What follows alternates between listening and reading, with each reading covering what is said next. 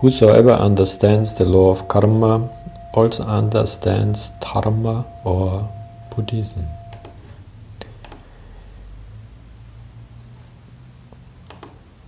I am the owner of my actions.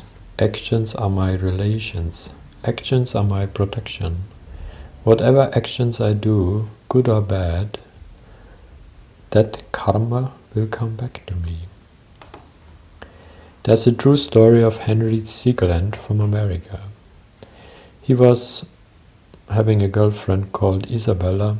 He treated her very badly, and finally he broke up with her in a violent way. Isabella was heartbroken and committed suicide. The brother found out about it, went to Ziegland, shot him in the head, and then committed suicide himself. Amazingly, Ziegland was not killed. The bullet bounced off into the nearby tree, and he survived, he recovered. 2 years later, in 1885, Ziegland wanted to remove the tree because he was constantly reminded of his ex-girlfriend. So he decided to blow up the tree with dynamite. He got some people, he was standing far away in a secure place, but the explosion sent a bullet into Henry's head, killing him instantly. So sometimes karma is delayed by good karma. Karma does not come back immediately. Karma is mixed up with other karmas. So we never know when karma is coming back and in which way it is coming back. But one thing we can say for sure, whatever we put out there, it will come back to us. Deep indeed is this law of karma, and deep it appears to be. The literal meaning of karma is to do, to make, to do things, action. So the law of causation, the balance of cause and effect. It is not made by the Buddha, it is not man-made, it is a universal law. Everybody is subject to this law, if you know about it or believe in it or not. Our ideas are irrelevant. Karma is the master law of the universe, but there is no lawgiver. Only karma can explain the mysterious problems of good and evil and reconcile man to the apparent injustice of life. Why are some born into rich, powerful, affluent, famous family, are very handsome and intelligent, while others are born in a poor, pitiful family, are not very handsome and not intelligent? It's all the results of past actions, the result of our actions in the past. As we sow, so we reap. According to the seeds that's sown, so is the fruit we reap. Everybody wants sweet mangoes. But when people sow, they're very careless. So unless you plant a mango seed, you will not get mango fruits. Another story, a true story of Joseph Ficklock, a man living in Detroit, USA. He was walking down the street. Suddenly a small boy fell into his lap. Neither the boy nor him were hurt. The mother was in deep shock to hear this story, but was of course happy that the boy survived. He was climbing around the window in the third floor and fell down. The man saved his life. Also, this story may be very unbelievable. 1 year later, this Joseph went down the same street and the same boy fell into his lap again. Both were unharmed. So we can see if somebody has a good karma, whatever you do, you are protected. Karma is your protection. On the other hand, if you do some bad karma, there's no place you can hide. Karma will find you. You will have to pay off the karmical effects of your actions. Therefore the Buddha gave this advice to all the people. Abstain from all sinful actions. Perform only pious ones. Purify your mind. This is the teaching of all the Buddhas. To have a strong belief or a stubborn idea is very dangerous. Whenever we cling to a certain idea, our brain is working in a different way. We are limited through this belief. We grasp hold of an idea. Whatever we see or hear, we interpret it according to that belief. So our mind is no longer open.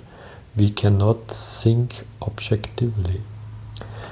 Therefore, when it comes to Dharma, an open mind is very important.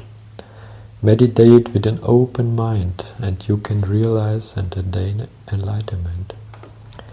The true value of a human being can be found in the degree to which he has attained liberation from the self. Just look at how many religions claim that it is blasphemous to think that you yourself can free your mind. The Buddha says the Buddha nature is already within you.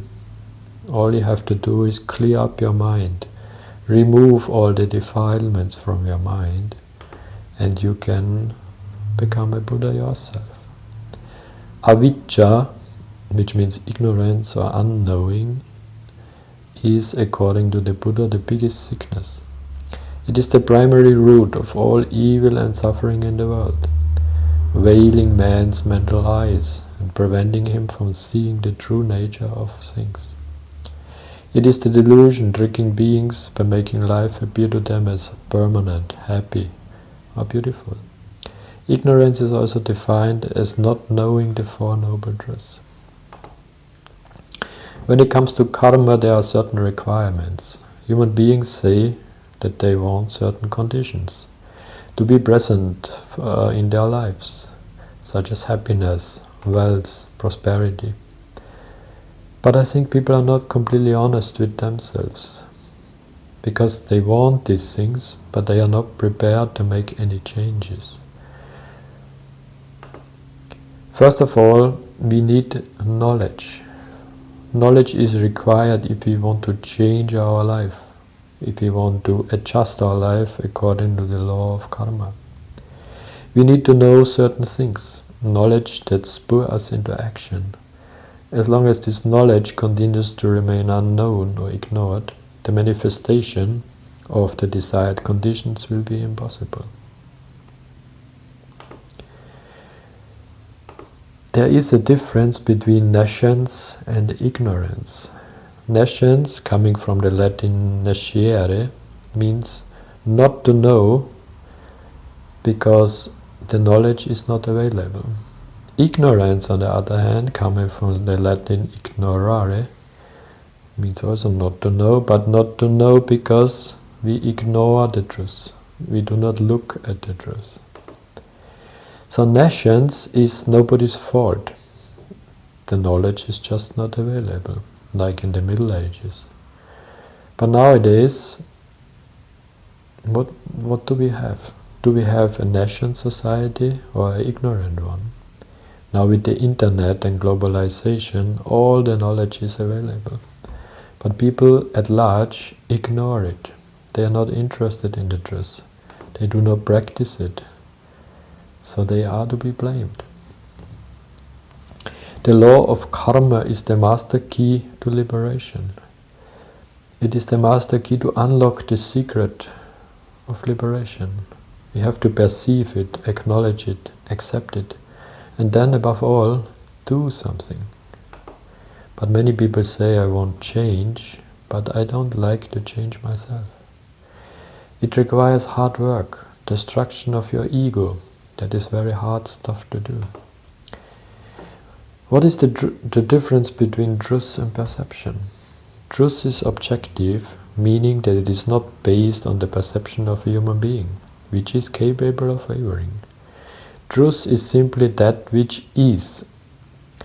It is that which has occurred in the past and that which is occurring in the present.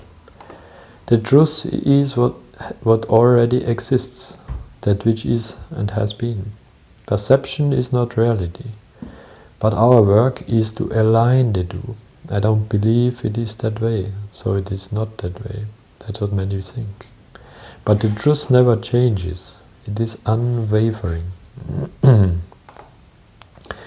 law of karma is absolutely binding. It knows no favorites. It doesn't care if you know about it or not.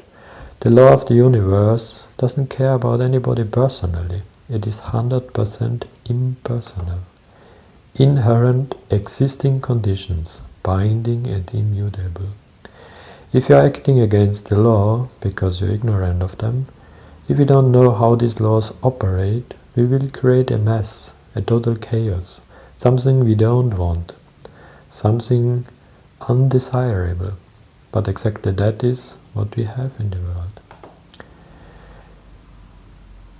The law of karma is not really a religion, it is more like a science.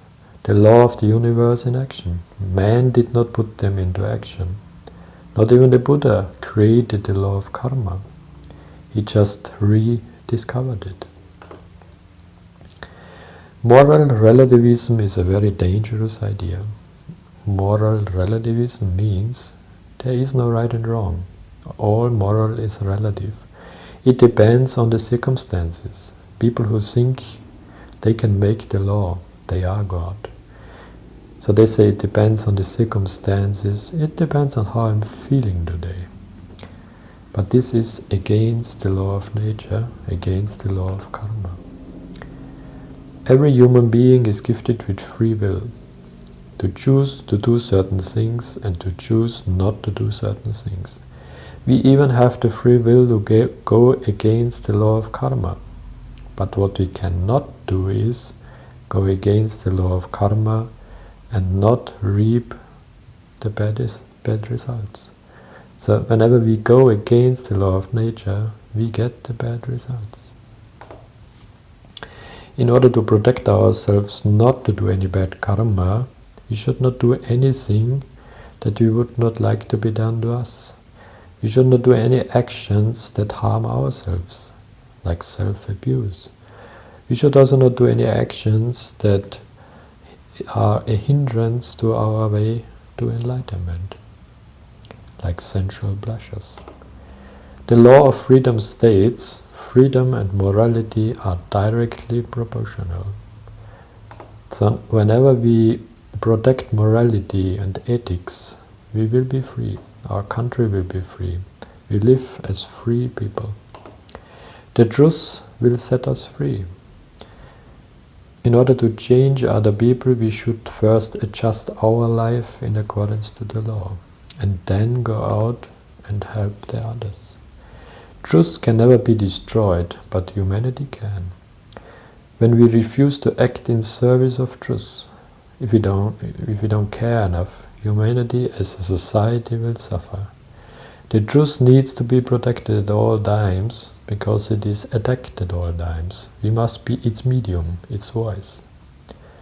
So we should devote our lives to the dharma, to the law of karma. Even Buddha stated once that dharma is my teacher.